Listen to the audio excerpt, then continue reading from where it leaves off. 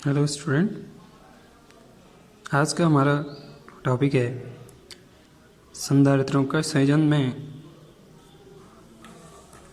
संधारित्रों को समांतर क्रम में कैसे जोड़ते हैं। और जब हम इन्हें समांतर क्रम में जोड़ते हैं तो इन संधारित्रों की कुल धारिता क्या होती है, कितनी होती है, उसे ज्ञात कैसे करते हैं। पहले समांतर क्रम में कैसे जोड़ते हैं। हमारे पास देखिए, हमारे पास माना बात 3 संधारित्र हैं। ये पहला संधारित्र है, ये इसकी प्लेट है, ठीक है। ये दूसरा संधारित्र है, ठीक है। और ये तीसरा संधारित्र है हमारा, ठीक है, तीसरा संधारित्र, ठीक है। जो आपके पास ये संधारित्र हैं, इन संधारित्र को हमने क्या करना है, समांतर क्रम में जोड़ना है। समांतर क्रम में कब कहलाते हैं, जब क्या होता है आपके पास कि जो पहला संधारित्र है, जो दूसरा संधारित्र या तीसरा, जितने भी संधारित्र हैं, 2 या 2 से अधिक संधारित्र होने चाहिए, तभी हम उनको क्या करें, समांतर क्रम या श्रेणी क्रम में जोड़ सकते हैं। तो इन संधारित्र की जो पहली प्लेट है वो क्या होनी चाहिए, एक बिंदु पर मिलनी चाहिए। ये देखिए, इनकी पहली प्लेट क्या हो रही है, एक बिंदु, किसी एक बिंदु पर मिल। देखिए इसकी भी, और इन तीनों संधारित्र की देख लीजिए आप, माना ये ए बिंदु हो गया और ये क्या हो गया, पी बिंदु हो गया। तो ये कहलाता है समांतर क्रम।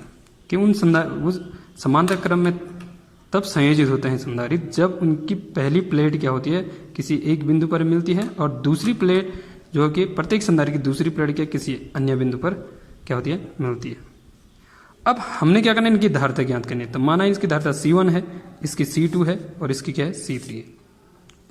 अब इन धारिता तो हो गया। अब इनके बीच अभी क्या होगा, जो आवेश होगा वो आवेश क्या होगा, श्रेणी क्रम में जब श्रेणी क्रम में जोड़ते हैं इनका आवेश क्या होता है, एक समान होता है। लेकिन यहाँ पे जब समांतर क्रम में जोड़ते हैं तो इन पर आवेश क्या होगा, इसका Q1 होगा, अलग अलग होगा, मतलब Q2, और इस पर क्या होगा, Q3 होगा। लेकिन अभी इनके बीच विभव, इनके क्योंकि ये क्या है, एक ये तीनों एक बिंदु के बीच हैं, ठीक है ना, तो इनके बीच जो विभव होगा वो एक समान होगा। अभी विभव क्या होगा, समान होगा, ठीक है, विभव समान, परंतु इन पर आवेश, परंतु इन पर क्या आवेश क्या होगा, जो आवेश होगा वो क्या होगा, अलग अलग होगा, मतलब भिन्न भिन्न होगा, डिफरेंट होगा, ठीक है। क्या है कि विभव तो समान है लेकिन आवेश क्या होगा, अलग अलग होगा। तब आपके पास क्या होगा, देखिए, जब इस पूरे परिपथ का जो कुल आवेश होगा वो Q है, तो Q बराबर आपके पास क्या हो जाएगा, Q1 plus Q2 plus Q3। कुल आवेश परिपथ पे क्या होगा, कुल आवेश, जो कुल आवेश होगा वो कितना होगा, ये आ जाएगा। इसको इक्वेशन नंबर 1 मान लेते हैं। हमें कुल धारिता ज्ञात करनी है, तो हम धारिता की परिभाषा से ज्ञात करते हैं। धारिता की परिभाषा, इसकी परिभाषा से क्या होगा, देखिए इसकी परिभाषा से क्या होगा कि आपके पास क्या होगा, देखिए कि आपके पास Q इक्वल टू क्या होता है, CV। क्या होता है, CV। हमें Q का भी मान चाहिए था, ठीक है।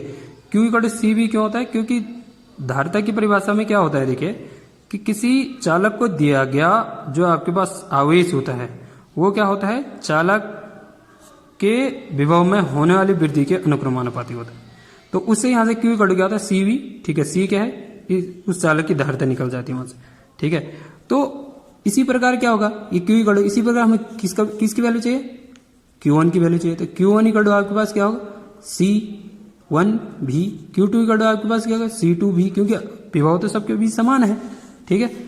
Q3 इक्वल टू आपके पास क्या होगा, C3 भी, ठीक है। इन सब का मान आपके पास कहाँ रखेंगे आप, समीकरण 1 में। तो समीकरण 1, इक्वेशन नंबर 1, ठीक है, क्या हो जाएगा आपके पास, इक्वेशन नंबर 1 जो आपके पास होगी उसमें क्या हो जाएगा आपके पास, जो इक्वेशन नंबर 1 है क्या है, Q इक्वल टू, Q की वैल्यू क्या है, CV, इस Q1 की वैल्यू C1 भी प्लस C2 भी प्लस जितने भी संधारित्र ले रखे आप वहां तक 2 ले रखे, 2 तक रखेंगे आप, C3 भी, ठीक है। अब इससे आगे क्या होगा, क्या आप क्या करेंगे, CV इजिकल टू, यहाँ से भी देखिए कॉमन है, तो भी क्या हो जाएगा, सब C1 plus C2 plus C3, भी बाहर आ गया तो ये हो गया, भी से भी कट गया, तो C इक्वल टू आपके पास क्या हो गया, C1 plus C2 plus C3। ये होता है आपके पास क्या, जब हम संधारित्रों के क्या करते हैं, समांतर क्रम में जोड़ते हैं, तो उसकी जो तुल्य धारिता होती है वो क्या होती है, प्रत्येक संधारित्र की धारिता क्या हो जाती है, जुड़ जाती है, उसी को कहते हैं हम समांतर क्रम। 2 हैं तो 2 तक कर लेंगे, 3 हैं तो ये क्या होता है, प्रतिरोधों के श्रेणी क्रम की तरह होता है। प्रतिरोधों में ऐसा श्रेणी क्रम होता है ना, R1 R2 प्लस R3 ऐसा कर होता है ना, R1 plus R2 plus R3 श्रेणी क्रम के लिए। लेकिन संधारित्र की जो धारिता होती है वो क्या होती है, समांतर क्रम, जब संधारित्र को समांतर क्रम में जोड़ते हैं तो जो कुल धारिता आती है वो क्या हो जाता है, जितने संधारित्र जुड़े हैं उनका टोटल सम हो जाता है। ठीक है, आज के लिए यही।